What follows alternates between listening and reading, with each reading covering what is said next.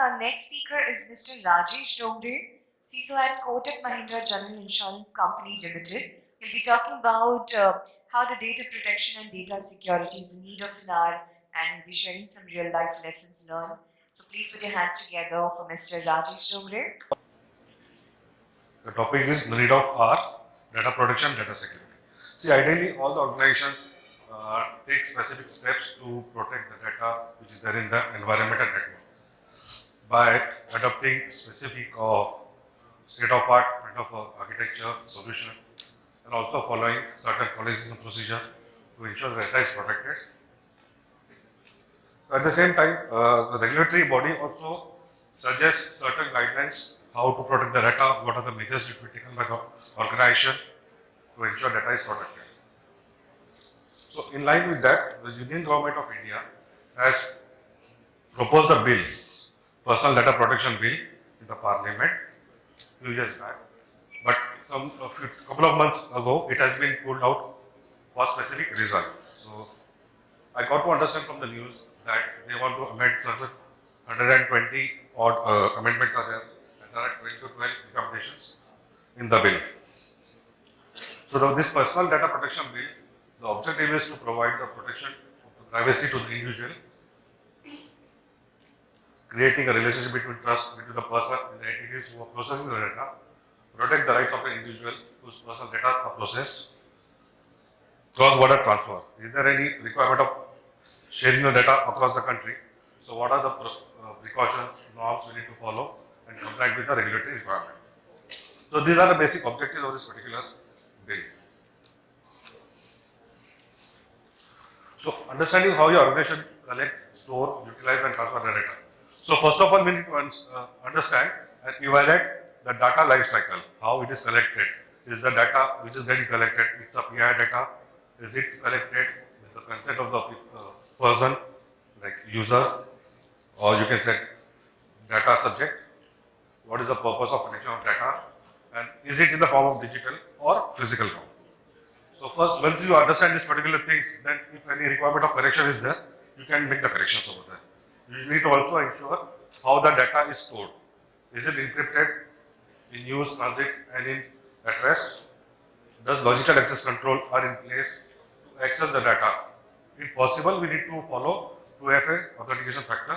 And for one more important thing, what we need to understand is that is there any disposal and retention policy? So if the data has been used for the official purpose and after the age, the data becomes irrelevant. So there should be some disposable policy wherein you can dispose the data in a right way. And you should also identify the data owner and custodian so that they can periodically handle the data in a way so that it can be protected by applying certain policies. Utilization, who access PI data? We need to understand who need to access the data on need-to-know basis. All the users should always be given the least privileged access for the data. So the user should not be able to access the entire database. He should be only given the data which he need for the BAU, business as usual. And one of the important things is that your data which is getting populated in the application and accessed by the agent or operator, the PI data of the customer should be masked. You should not be able to see the PI information of the particular customer. And the last one is the transfer. What is the need of the transfer? Is it really required to transfer the data? Yes, if the organization need to do certain business processing and the organization need to transfer the data to a third party, for an example of insurance policy printing, documentation printing or campaigning, we need to understand that requirement and we need to ensure how the data is going to transfer in a secured way. It should also be compliant with the regulatory norms and access control. Yes, definitely you need to understand what type of access control is there at the recipient end, who all are going to access this particular data. If the data is containing PII information and it is need to run the business application, business process, we need to also have an NDA with the third party vendor so the data should not be shared with other unknown, unauthorized people. And we should also try to deploy certain kind of a solution which will help us to control the access of data by specific user or specific process.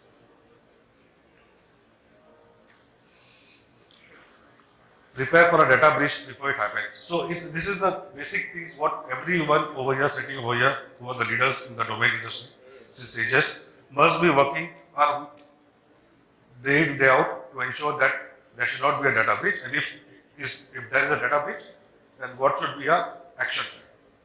So first of all, you need to understand the regulatory compliance requirement to ensure how you protect the data which is there in your environment. We need to also follow a practice of having a regulatory 𝗵𝗂𝗃, vulnerability assessment and penetration test, to see what are the loopholes in applications, your hardware, your infrastructure, and patch that particular vulnerability ASAP. So there is a circular from CERT to have this particular 𝗵𝗂𝗃 to increase the frequency of the cycle. I understand in infrastructure part, it's very easy to fix the patch by just applying the bug fixes or security updates and all these things. But in applications, it's a very Herculean task to close a vulnerability if any application is having such open point. Because these applications are mostly work in service-oriented architecture and talking to multiple applications. So changing in one application, we don't know what will the impact on the other application. And this required a lot of time to first do the testing, take in UAT, then in production. So we from the general insurance industry, we had a last discussion with IIDA to give some kind of a comfort time to deploy the fixes, because they had given something around 30 days time to fix the vulnerability in production. Because we are still in discussion with them. One more thing we need to also focus on ISO 27001 security audits. Now this audit will help us to understand what are the processes each department is following, whether these particular processes are efficiently adhered and the outcome is as expected or not. So this ISO 27001 checklist covers something around 307 controls and 10 to 12 domains. So this will help us to definitely streamline the process. So see, as far as my experience, we do this audit once in a year as part of the regulatory requirement. But being a security guy, we should ensure that this kind of small audits should be done on a periodic and phase-wise basis for each and every domain. So that will help us to make our system streamlined, and at the same time we can also sensitize the team who is working on this particular activity to follow the policies and process. So at the end of the year, when the audit happens, so there should not be any non-compliance. The regular configuration assessment need to be done on the hardware part based on the CIS benchmark, and if any gap is there, we need to harden the infrastructure or application as required. This assessment is also part of that. The patch management is one of the key point we need to ensure, because nowadays due to the COVID and work from home environment, most of the users are working from home and remotely. So having the solution in place to deploy the patches on servers successfully works, because servers are as a standalone network, but in endpoint it's very difficult to connect the end user system and patch it appropriately, because there are a lot of things are factors, like there's a network issue, there's a limitation of bandwidth at the end user end, the data people are connected on mobile from the remote location, the data usage gets zero. Because of this multiple reasons, the patches are not deployed on time, and this is one of the biggest threat vector from wherein the adversary can come inside and compromise the system. I'll give you the classic example. In my previous organization, what happened? One adversary tried to scan the network. He got one connection, endpoint open. He landed on the system, connected, brute force attack, successful. But luckily, he did not get anything, because he was stupid. We understood there is a problem. We tried to analyze, we did the forensic and all these things, and we understood that he successfully compromised the user ID password. Now these things happened 7-8 years back when security was not that mature. But today we are in such a technical world that a lot of solutions are there which can protect our end user and protect our environment. We need to also draft strong policies and procedure and ensure this policies and procedure are adhered by the end user and all the users in the organization, including management. And one of the important work what we need to do is information security awareness, because users are vulnerable for all these phishing attacks and all these things. So we need to educate them periodically during induction or have monthly training program for these people, have quiz, send emailers on regular basis to make them aware about the security threats what happening on the world. Securing data and identity across the cloud and outside the perimeter. See the data, basically what happens, the data available in three modes. Stage. One is in motion, one is in rest, and the third is in use. Sorry for my spelling mistake, it's a use, not user. So transferring of data in cloud service from point A to point B should not be intercepted at any point of time. To ensure this data transfer in a better way, we need to have a VPN kernel kind of a solution so that data can be travel from one place to another without any interception of the adversary.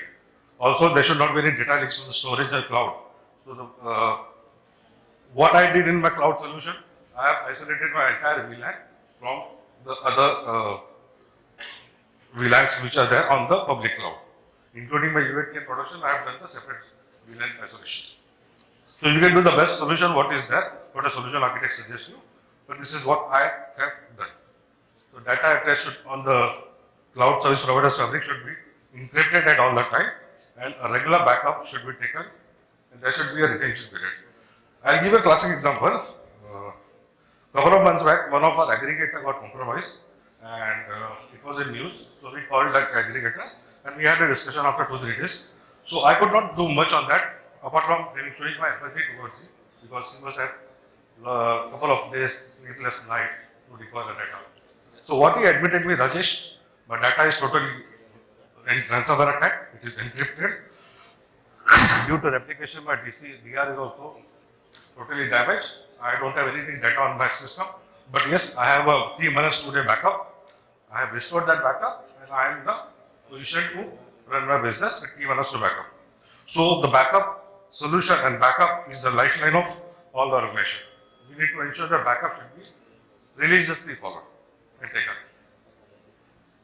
Data in use. So when data in use, there should be logical access control with a complex password, two-factor authentication, masking, so on and so forth. Thank you. Any question? Well, ladies and gentlemen, our next speaker